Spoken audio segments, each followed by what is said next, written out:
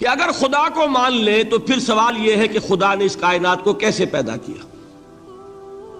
یہ ایک سوال آتا ہے ذہن میں، جس کے نہیں آتا وہ کہے گا پاگل پن ہے، خامخواہ اس پر کیوں سوچتے ہیں. لیکن جس کے ذہن میں سوال آ گیا اس کے لیے بڑی مصیبت ہو جاتی. وہ تو سوچتا ہے، انسان کا اختیار نہیں ہوتا اپنے ذہن پر. وہ لاکھ روکے اسے مت سوچو، وہ اور سوچے گا. یہ مصیبت ہے فلسفیوں کی. کیسے پیدا کیا؟ اب ایک تصور تو یہ ہے کہ جیسے یہ میز ہے، بڑھئی نے بنایا اس کو، بڑھئی علیحدہ ہے، میز علیحدہ ہے. لیکن اس میں یہ بات ماننی پڑے گی کہ پہلے کوئی چیز تھی جس سے میز بنائی. لکڑی تو تھی نا، اس سے میز بنائی. لہذا ہندوؤں میں ایک عقیدہ یہ ہے کہ خدا بھی قدیم، مادہ بھی قدیم. خدا نے اس مادے سے یہ شے بنا دی، مادے سے یہ بنا دی. وہی مٹی کی تغاری ہوتی ہے، کمہار اس سے کوئی رکابی بنا دیتا ہے، کوئی وہ ہنڈیا بنا دیتا ہے، کوئی گھڑا بنا دیتا ہے. مٹی تو ہے نا پہلے. تو مادہ بھی قدیم، خدا بھی قدیم، اور مادے سے خدا نے یہ شکلیں بنا دی. ٹھیک، یہ بھی سنویت ہو گئی، توحید تو ختم ہو گئی. تو جن لوگوں کا ذہن تھا توحیدی لیکن اس مسئلے میں الجھ گئے، انہوں نے ایک اور شکل تجویز کی کہ خدا خود ہی اس شکل میں تبدیل ہو گیا. کیسے؟ جیسے برف پگھلتی ہے تو پانی بن جاتا ہے. پانی کہاں سے آیا؟ برف سے. اب کوئی پوچھے برف کہاں ہے؟ بھائی یہی پانی ہے، یہی برف ہے یا نہیں؟ اسی پانی کو آگ کے اوپر آپ نے رکھ دیا، وہ بھاپ بن گئی. اب آپ کہیں برف کہاں ہے، پانی کہاں ہے؟ یہی بھاپ جو ہے یہی در حقیقت پانی ہے، یہی بھاپ جو ہے یہی برف ہے. یہ ہے وہ ہماؤس پینتھیزم جس کو انگریزی میں کہتے ہیں، کہ خود خدا نے روپ دھار لیا اس کائنات کا. یہ دو فلسفے ہیں. کیا ہے یہ؟ بدترین شرک ہے. پہلی اگر شکل ہے تو وہ انسان خدا قرار پا گیا، جس کو اوتار مانا وہ خدا ہو گیا کہ نہیں. اور دوسری شکل میں تو ہر چیز ہی خدا ہے، یہ بھی خدا، یہ بھی خدا، پتھر بھی خدا، درخت بھی خدا، ہر چیز خدا. اس لیے کہ وہ برف پگھلی ہے تو پانی بنا ہے. وہ پانی چاہے زیر زمین آ رہا ہے، وہ پانی چاہے زمین کے اوپر دریا کی شکل میں آ رہا ہے یا زمین میں سوتے چل رہے ہیں، پانی تو وہی برف ہے جو پہاڑوں پر ہمالیہ پر پڑا ہوا ہے، وہی پگھل رہا ہے، یہ کچھ بن رہا ہے. یہ ہے شرک فی الذات کی دوسری قسم جو دنیا میں رہی، پینتھیزم اور انکارنیشن، یا حلول اور ہماؤست. سمجھ میں آگے؟ اب میں ایک بات آپ سے عرض کروں گا. اللہ کا اس امت پر بہت بڑا فضل ہے جس کا آپ کو شکر ادا کرنا چاہیے. اس نوع کے شرک سے یہ امت 15ویں صدی شروع ہو جانے کے باوجود تاحال بحیثیت مجموعی محفوظ ہے.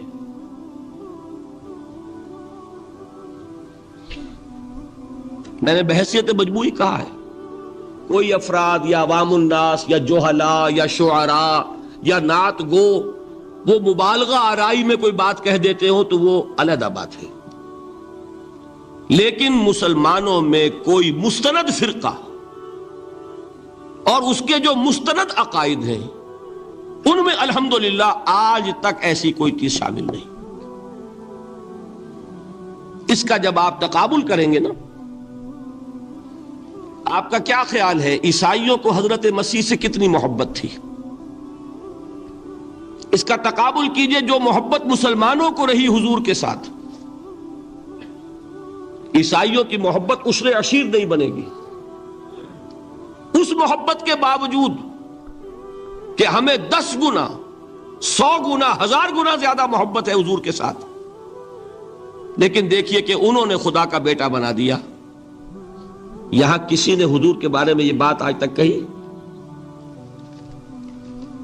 یہ بہت بڑا کنٹراسٹ ہے نا. یہ در حقیقت عقیدت اور محبت کا غلو ہوتا ہے. تو عقیدت اور محبت کی کمی تو یہاں بھی نہیں، الحمدللہ ان سے زائد ہے. لیکن الحمدللہ ثم الحمدللہ ثم الحمدللہ خدا کا بیٹا تو کسی نے نہیں بنایا. اچھا میں ایک اور کنٹراسٹ آپ کو دکھاتا ہوں تاکہ آپ اللہ کا شکر کریں.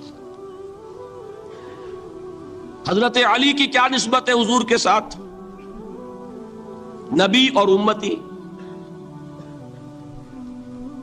حضرت علی کو خدا کہنے والے پیدا ہوئے کہ نہیں؟ بتائیے نا.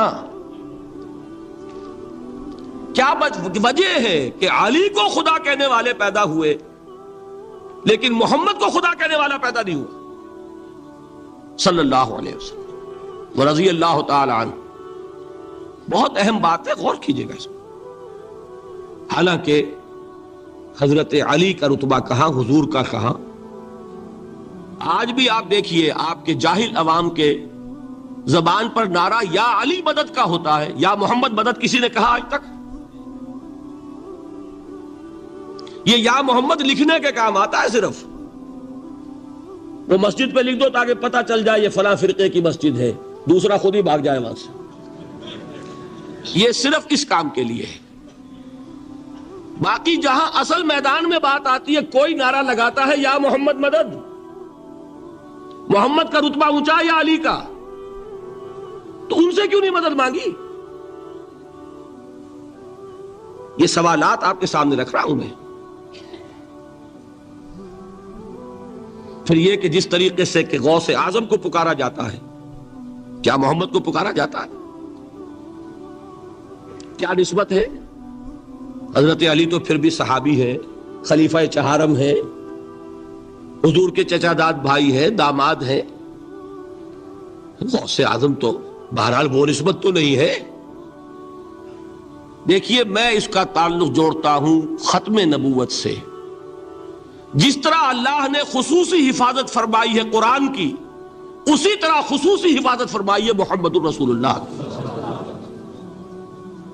یہ اسپیشل پروٹیکشن ہے، ورنہ نہیں ہو سکتی تھی. یہ خصوصی تحفظ ہے اللہ کا. یہاں بگاڑ پیدا ہو جائے تو صحیح کون کرے گا؟ حضرت مسیح کی اصل حقیقت تو حضور نے آگے بتا دی. ذالک عیسی ابن مریم قول الحق الذی فیہ یمترون ما کان للہ ان یتخذ ولدا سبحانہ. یہ حضور نے آ کر حضرت مسیح کی حقیقت بیان کر دی کہ نہیں؟ سورہ مریم کی یہ آیات سنی تھی نجاشی رحمت اللہ علیہ نے جب حضرت جعفر ابن ابی طالب کی زبان سے، تو کیا کہا تھا تنکا اٹھا کر، خدا کی قسم جو ان آیات میں مسیح کا مقام بیان ہوا ہے، مسیح اس سے تنکا بھر بھی زیادہ نہیں ہے. لیکن اگر محمد الرسول اللہ کو خدا کا بیٹا بنا دیا گیا ہوتا یا خدا بنا دیا گیا ہوتا تو کون آتا اس کی اصلاح کے لیے؟ جیسے قرآن مجید کا تحفظ ہے ایسے ہی محمد الرسول اللہ کا تحفظ ہے. وہ تحفظ ہوا کیسے ہے؟ جتنا قرآن مجید نے ایمفیسائز کیا حضور کی بشریت کو، قل انما انا بشر مثلکم، اے نبی ان کو بتاتے رہیے، بار بار بتائیے کہ مجھے کچھ اور نہ بنا لینا، میں بھی بشر ہوں، انسان ہوں. ہاں مجھ پر وحی ہوتی ہے، تم پر نہیں ہوتی، یہ فرق ہے. میں رسول ہوں، تم نہیں ہو. یہ بعد میں ذرا اور مسئلہ میں واضح کروں گا. ابھی صرف یہ نوٹ کیجئے کہ یہ تحفظ جو ہے، جیسے قرآن کو تحفظ دیا لیکن اس کے لیے ذرائع بھی ہے نا. یہ حفظ قرآن کا سلسلہ جو ہے یہ اس کا ذریعہ بنا. یہ رمضان میں تراویح جو ہے اس کا ذریعہ بنی. ہمارے ملکوں کے اندر تو حفاظ کو مسجدیں نہیں ملتی، تلاش کرتے پھرتے ہیں.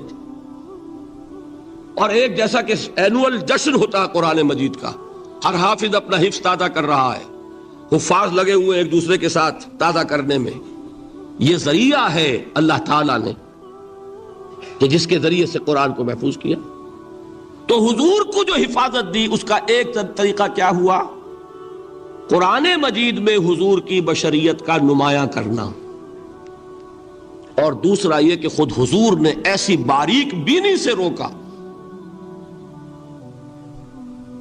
یہ بھی آپ کو پسند نہیں تھا کہ میں آؤں تو تم کھڑے ہو جاؤ. سنا کہ نہیں سنا آپ نے؟ صحابہ کو آپ روکتے تھے. ایک صحابی کی زبان سے نکل گیا ما شاء اللہ و ما شئت، جو اللہ چاہے اور جو آپ چاہیں، فوراً ٹوک دیا اجعلتنی للہ ندن، کیا تم نے مجھے خدا کا مد مقابل بنا دیا؟ مشیت صرف اس کی ہے۔ یہ روک ٹوک، یہ وہ چیزیں ہیں کہ جس کی بنا پر اللہ نے تحفظ عطا فرمایا۔ یہ جو آپ نے فرمایا میری قبر کو اسی جلسے اور جشن کا مرکز نہ بنا لینا، فرمایا کہ نہیں فرمایا؟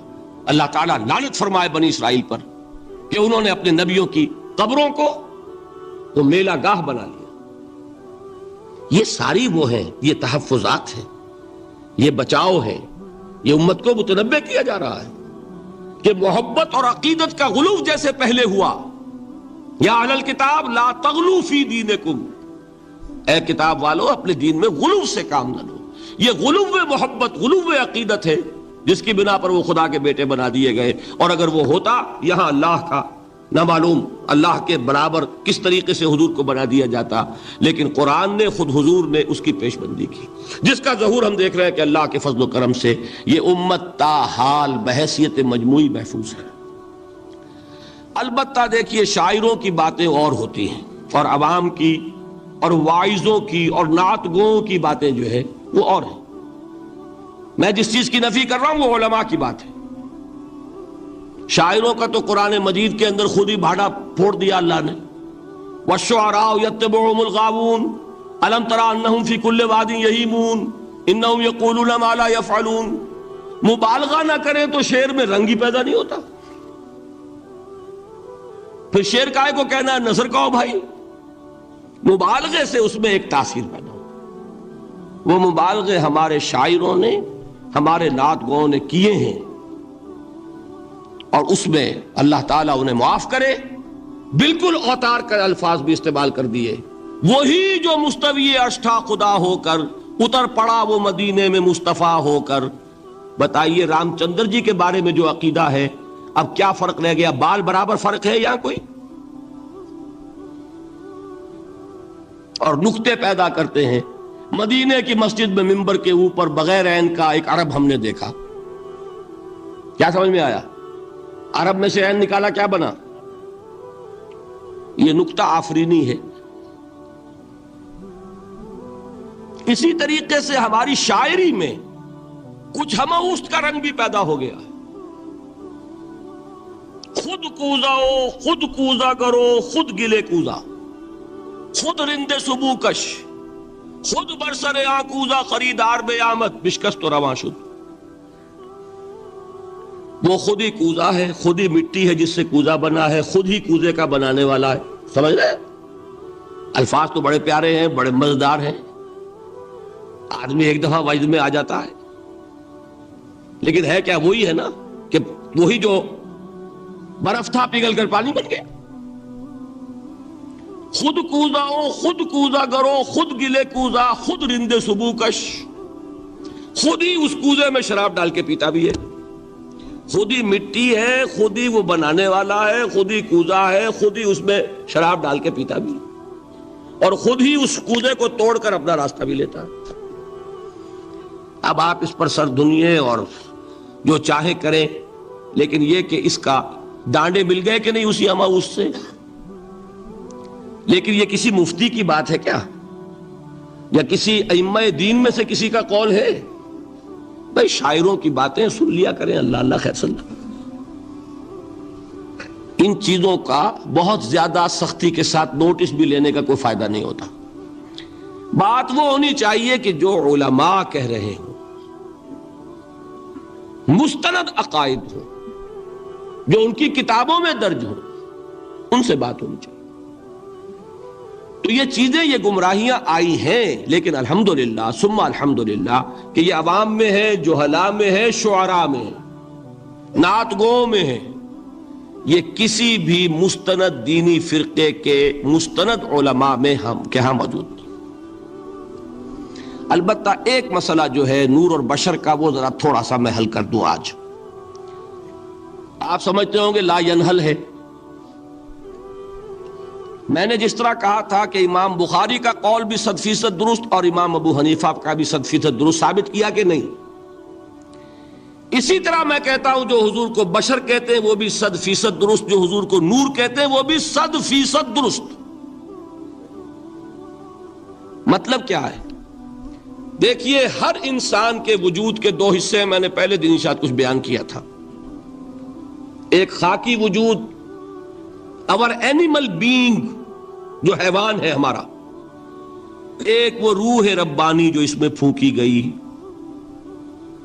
آدم میں جب وہ روح پھونکی گئی تب وہ مسجود ملائک بنے۔ فَإِذَا سَوَّيْتُهُ وَنَفَخْتُ فِيهِ مِن رُوحِي فَقَعُوا لَهُ سَاجِدِينَ۔ دو جگہ آئے تھے قرآن مجید میں ایک شوشے کے فرق کے بغیر، سورہ حجر اور سورہ صاد۔ جب میں اس کو پوری طرح تیار کر لوں اور اس میں اپنی روح میں سے پھونک دوں تو گر پڑنا اس کے سامنے سجدے میں۔ ہمارا جو خاکی وجود ہے وہ ظلمانی ہے، اور جو ہمارا روحانی وجود ہے وہ نورانی ہے۔ اس کی نسبت کس سے ہے؟ اللہ سے۔ بات سمجھ میں آئی؟ لیکن ہم نے اپنے اس نورانی وجود کو اپنے خاکی ظلمانی وجود میں دفن کیا ہوا ہے، اور محمد الرسول اللہ صلی اللہ علیہ وسلم کا وہ نورانی وجود آپ کے اس خاکی وجود پر اس درجے غالب تھا کہ وہ خاکی وجود معدوم کے درجے میں ہے، لیکن وہ حضور صلی اللہ علیہ وسلم پر اثر انداز نہیں ہو سکتا۔ وہی خاکی وجود ہے جسے ہم نفس کہتے ہیں، نفس غلبہ کر سکتا ہے محمد پر صلی اللہ علیہ وسلم۔ حضور کی شخصیت کی نورانیت نے آپ کی شخصیت کے خاکی وجود کا احاطہ کیا ہوا، ہماری شخصیت کی ظلمانیت نے ہماری اس نورانیت کو گل کیا ہوا، دفن کیا ہوا، چھپایا ہوا ہے۔ بس یہ فرق ہے۔ انہیں آپ کہہ لیں نور، صحیح ہے، ان کی نورانیت غالب ہے۔ یہی بات ہے جو حضور نے اس طرح سمجھائی۔ دیکھو، ہر انسان کے ساتھ ایک شیطان ہوتا ہے۔ اب کسی صحابی نے بڑی جرت سے کام لیا، پوچھ لیا حضور کہ آپ کے ساتھ بھی ہے؟ ہر انسان کے ساتھ جو کہا نا، تو انسان تو ہے آپ بھی، جو کہ آپ کے ساتھ بھی ہے۔ آپ نے فرمایا ہے، لیکن میں نے اسے مسلمان کر رکھا۔ بات ختم ہو گئی، نفی نہیں ہے، وہ میرے تابع ہے، میرا مطیع ہے، مجھے گدن نہیں پہنچا سکتا، ہے تو صحیح، لیکن نہ ہونے کے درجے میں آ گیا کہ نہیں؟ یہ ہے فرق سارا۔ اور میں یہاں پہ کوٹ کرنا چاہتا ہوں ایک بہت بڑے بریلوی مکتب فکر کے عالم دین، صاحب زادہ، نام میرے ذہن سے ایک دم اتر گیا، فیض الحسن،